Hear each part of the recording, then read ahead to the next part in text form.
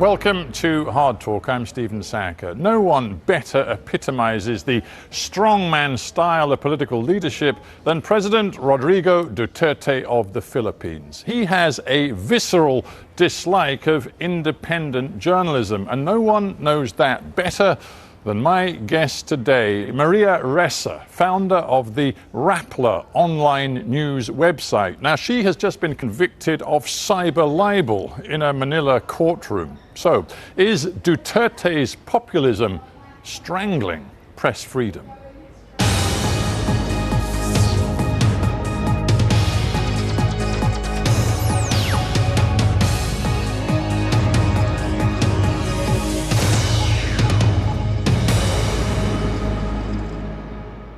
Maria Ressa in Manila, welcome to Hard Talk. Thanks for having me, Stephen. Let's start with your personal situation. You have, earlier this month, been convicted on this charge of cyber libel, as they're calling it. Has it changed things for you? Aside from the emotional roller coaster and the fact that we've crossed yet another divide, I think I'm pretty much on the same road I've been on for the last 4 years, which is really standing up for my rights, both as a Filipino and as a journalist. You're on bail, and I think your legal team have said there will be an appeal. Do you, in any sense, feel frightened right now? Stephen, I've gone through this. When you've been under attack for 4 years, as we've been, there have been all these stages. It's like the stages of grief, right? In 2016, we were pummeled on social media, exponential attacks that are extremely visceral and, takes you by surprise, the viciousness of it. And those same narratives in 2017 come out of governments' mouths. President Duterte himself then began to equate journalist with criminal. And then in 2018, 11 cases and investigations. I was in and out talking to officials. And 2019, the filing of these cases. I have 8 arrest warrants against me that were filed that year. That was only last year. And I was arrested twice, detained once. I feel like Alice in Wonderland, and I'm down in a rabbit hole. I'm going out, and I'm going to walk out. This verdict that happened on cyber libel, a story we published before the law we allegedly violated, was even in effect. Cements it now, right? That 2016, they're journalists or criminals. In 2020, after the weaponization of social media, the weaponization of the law, now I'm convicted. That's the death of 1,000 cuts of our democracy. There is no doubt that it is not just you that has suffered from repressive tactics coming from government agencies. We can all see that. But nonetheless, the notion that all sorts of freedom of expression are now curtailed and eliminated in the Philippines surely isn't right. If one looks at your country today, there is still a multitude of diverse opinion across the spectrum of politics in different platforms on the media, not least Rappler itself. After all, your website hasn't been shut down. It continues to this day. It has millions of eyeballs on it every single month.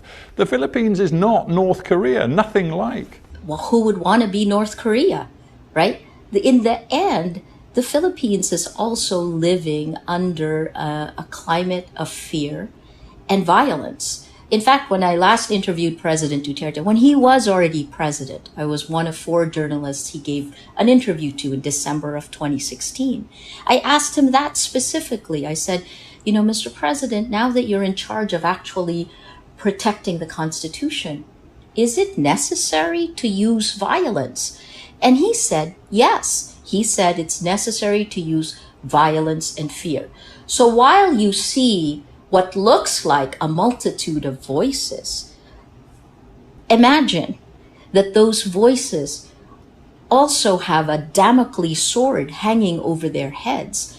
During our pandemic, people were, based on their posts on social media, people were arrested. I think there's a good veneer of legality for all of these, but we've certainly felt the walls closing in. In order to be able to continue publishing as Rappler, look what I've had to go through. I'm not a No, criminal. I understood. I'm just a journalist. And obviously, my show is called Hard Talk, so I have to take seriously the charges against you because, as absolutely. you've indicated that the libel is the least of it. You still face allegations of, my goodness, what a list: fraud, tax evasion, receiving money from the CIA. I mean, you could be in court for years and years to come. The only thing I can say is that these charges, the 8 criminal charges I'm facing, fall into 3 buckets. The first is cyber libel. The second is securities fraud. And in that, we'll throw in foreign ownership or foreign control, something violating something called the anti-dummy law. And then the third is tax evasion. And again, just like the first case, we were charged with tax evasion about 6 months after we received an award from the government for being a top corporate taxpayer. Then a little more than 6 months later, we're tax evaders pushed on social media. And in addition to that, to make this charge, they actually had to redefine Rappler from news organization to a dealer in securities. So sure, let's do hard talk. I feel like as a reporter, as someone running a news organization, I give the government and the president the respect that the office demands, I think, But the kinds of death by 1,000 cuts that we've had to absorb just to do our jobs, just to continue doing investigative reporting, I've never lived through anything like this. And I covered Southeast Asia's transition from authoritarian one-man rule to democracy, starting here in the Philippines in 1986. Maria Ressa, do you think the Filipino public care about your fate and indeed the fate of other journalists in your country? Because one looks at Duterte's approval ratings, they are consistently above 80% approval, the kind of figure that other leaders around the world could only dream about. And the Filipino public are well aware of what he's doing to the press. I think there are 2 answers to that question. The first one is the kinds of the propaganda machine and how it uses technology to essentially use it as a behavioral modification system. And I can explain that more later. But the propaganda is exponential and it lifts. When you hear President Duterte is the best, the defender of the poor, even though it's the poor who are dying in the drug war, right? So that's the first step. I think, the age of social media, statistical surveys haven't been able to keep up with these shifts. The second one is, do people care? Yes. And I can see that just based on what's happened. And I think this in particular in 2020, 3 things have happened. We've had a pandemic, the lockdown. We are just in our 14th week of a very security-driven, militaristic lockdown. It's a lockdown when President Duterte has told Filipinos to stay at home. And he told troops that if they come out, if we break quarantine, he told them to, and this is a direct quote, he said, shoot them dead. That did happen. Almost more than 60,000 people have been arrested during this time period. And because we're locked down, I think there's been more introspection.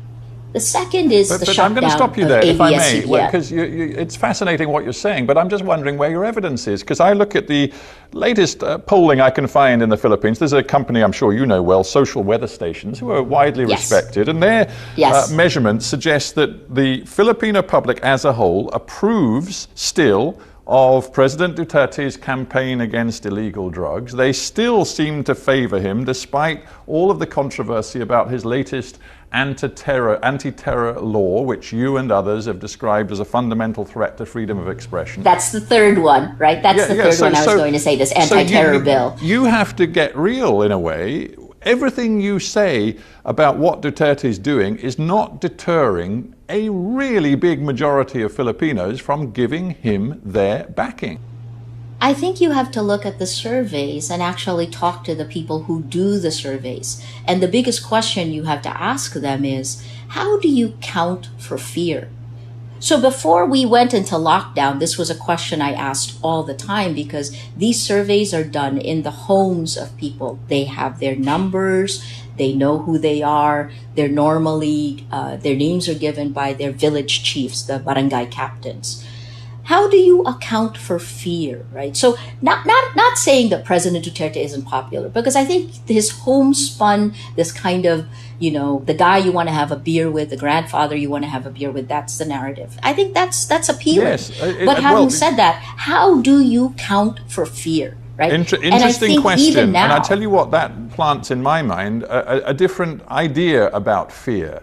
Maybe for you, and let's be honest, for a relatively elite personality living in a nice part of Manila with perhaps more security than most Filipinos, it is easy for you to focus on the threats to freedom which you feel and the fear you talk about. But what about the other Filipinos whose fear is much more street level? It's much more about the insecurity. And your Rappler website has made a point of investigating the drugs war that Duterte has initiated for the last 3-4 years. But the drugs war, according to most Filipinos, has made their streets safer. Yes, they look at the fact that hardly any security personnel have been prosecuted for egregious use of violence, but they also look at the fact that thousands of drug dealers have been taken off the streets, and they like that. I think that's definitely the narrative, but if you dig deeper into the surveys, number one, and this is based on the UN report, one just released a few weeks ago, you can see that the people who die in the drug war are the poor. And you can also see in those surveys, it's not just the social weather stations, it's also Pulse Asia, you can see that President Duterte's support among the poorest of the poor has dwindled significantly compared to the AB, the people who are wealthy, who can cut the deals. I always say there are three things that really characterize living under the age of Duterte. You have to do one of these three things. The 3 C's: corrupt, coerce, or co-opt. And it isn't the poor that does that. In fact, I would say the poor suffers the most. So you look at this brutal drug war, depends on who you talk to. If you talk to the police, they'll say, oh, well, maybe about 6,000 to 7,000 people have died. They admit to that. And then you talk to the human rights groups and they say it's tens of thousands. Our own Philippine Commission on Human Rights places the number at 27,000. That was several months ago, right? So no, I think you have to look much deeper into the numbers, look at which of the demographics, and look at who's winning and who's losing. Let me ask you a personal question, and be brief if you can. Sure. As the boss of Rappler, which is known for its investigations, including of the drugs war, do you now think very carefully before commissioning any reporter to dig into what is happening on the streets? I'm mindful that journalists have been killed this year. More than 100 journalists have been killed in the last couple of decades in the Philippines. It is dangerous being a journalist. Are you now fearful for your own staff? That's a really good question. In a way, we've been forged in fire. And I think the biggest lesson we've learned in the last 4 years is that when there's a Damocles sword hanging over your head, if you let it affect you, then you've lost it. And what we've done is we've doubled down on our investigative reporting. We know it's really important. We know we have to do this now. So I don't actually make the assignments in Rappler, but what I see in our team is this renewed commitment. They're tireless. And we have a young team. Rappler is about 100 people. We're 63% women. The median age is 23 years old. The reporter that President Duterte bullied, he basically faced her down. She was 26 years old when he did that. So no, I think that I don't have to encourage Rappler to do investigative reporting. I think they're doing it on their own. And all I'm trying to do is keep the sky from falling. Let's talk about international reaction and response to what is going on in the Philippines right now. We have international NGOs like Amnesty International condemning what they call, quote, a policy of large-scale murdering enterprise, they call it. We had, as you said, the UN Human Rights Office report referring to near impunity offered to Philippine security personnel. But what we also see is that consistently over the last 4 years, Donald Trump, for example, has referred to President Duterte as his friend. We see a very close relationship developing between Duterte and the Chinese government. And we see, for example, that the International Criminal Court, which appeared to be ready to investigate what was happening in the Philippines, has essentially been neutralized because the Philippines has refused to recognize its legitimacy. The international community, frankly, has let you down, hasn't it? I wouldn't say that. What I would say is that the Philippines is punching above its weight in terms of determining the geopolitical power balance. You know, it really is. When President Duterte took office by September, so he took office in May 2016. By September 2016, he was in Beijing. And he announced a pivot of the Philippines, a key country in the South China Sea conflict, right? What we call the West Philippine Sea. He announced that the Philippines would pivot away from the United States to China and Russia. He tosses this in. What's interesting is what happened when the United States pushed against what was happening in the drug war. Last December, the U.S. government actually took away the visa of the man who carried out the drug war. He was the Philippine National Police Chief. He's now a senator, Bato de la Rosa. They took away his visa under ARIA, and the Philippine government was so upset that they canceled part of a military bases agreement that has gone for a long time. This is a very strong relationship in the past. So the visiting forces agreement, the government canceled it. But here we go again. Just this month, the Philippine government gave notice that they were not going to cancel that, and it's back up. So my point, well, you're making my point for me, that whatever the detail of difficulties, geostrategic difficulties in a relationship between the United States and the Philippines, in the end there seems to be a sort of brotherhood feeling between Donald Trump and Rodrigo Duterte. And it's not surprising given that they are, you could argue, populists of a similar style. They have contempt for much of the media, which we've discussed. They both seem to see journalists, quote unquote, as enemies of the people. And they both, it is true to say, have found a way of communicating through social media, through using Twitter and Facebook platforms in a way that politically is extraordinarily successful. I would agree with you. And I think part of what's important, but let me first answer that question that you asked, which is, did it let me down? No, absolutely not. I understand the geopolitical power play at work here, but I think what you're seeing both in the Philippines and in the United States is very similar to what's happening in many democracies around the world, including in the UK. And this is the role of technology. Facebook is our internet in the Philippines. There's 71 million Filipinos. We spend the most time on the internet and on social media globally. And I think it's the 5th year running. That's Hootsuite and We Are Social. That's their number. So what's happened is this kind of astroturfing of manufactured consensus, the manipulation of the public at mass scale using Facebook has happened here in the Philippines. You asked about the popularity of President Duterte. That's partly buoyed by a propaganda machine that we got clobbered for exposing in 2016. But Maria, I'm going to have to interrupt because that's so what you are suggesting is that democracy doesn't work anymore. If you are talking about, quote unquote, manipulated public opinion, as you've just done, then you're undermining and delegitimizing the notion that the people have a right to choose their governors. If you're saying that their opinions are somehow fake or false, where is democracy? That's exactly what I'm saying, that democracy is essentially dead. And part of what killed it are social media platforms that have become behavioral modification systems.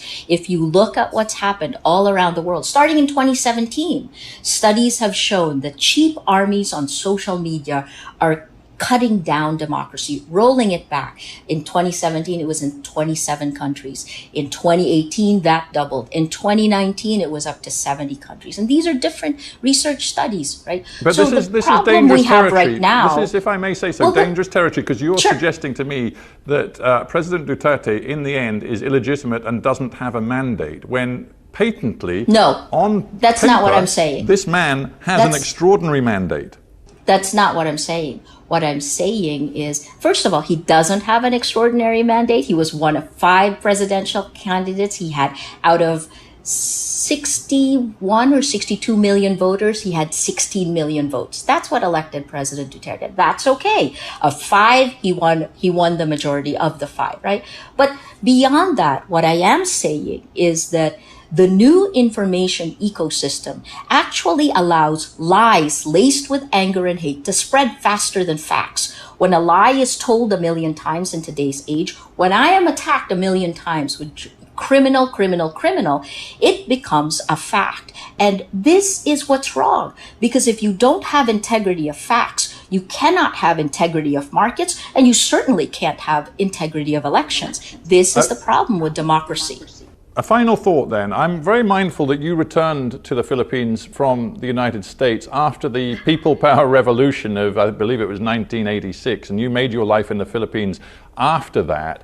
And there was so much hope around then of a different kind of politics in your country. Here's what one Filipino lawyer who moved to Australia recently has written, Jason Lamchek. He says, in terms of corruption, the post-people power governments became indistinguishable from the Marcos regime. The only difference was the rhetoric of human rights and democracy, which people have increasingly come to regard as a sham. Isn't that the truth? That Duterte is in power and, quote unquote, so successful because the post-people power politics of the Philippines simply failed the people? I think I would agree that post-people power was a failure. We had endemic corruption. We replaced one set of leaders with another who then created their own. I mean, we've always said there are 8 oligarchical families, but the difference is this, right? The trickle-down effect didn't trickle down. There was a perfect storm, and this happened globally. This is part of the reason you're seeing a trend back to a form of, I would say, almost fascism, right? Because liberal democracy didn't deliver its promise. But having said that, we should not be moving the other direction. And that is the challenge to every democracy here. Part of what's enabled that is social media. When the gatekeepers, the journalists, the news organizations used to be gatekeepers, we kept the public sphere. We all agreed on the facts. Now that the gatekeepers are tech companies, the abdication of that responsibility has had huge impact. And what we're seeing now is the growth of, oh my gosh, I'm even going to say almost like fascism all around the world. And this is scary for me here in the Philippines because we're one of the first signatories for the UN Declaration of Human Rights. And yet I see Filipinos, things I would have thought would have been unbelievable. Filipinos are saying it's okay to kill. Filipinos saying that, democracy doesn't work. Maybe it doesn't. But I guess this is where I would like to see Filipinos weigh in. We shouldn't look away. We should make an active choice. And when you see your rights getting pushed back, I personally saw my rights being violated when that happens, are we going to accept that? Because then that will fundamentally change democracy. So maybe we should. Yeah, so we have to end, but I'm just thinking, never mind the threat of prison now hanging over your head, you continue this fight.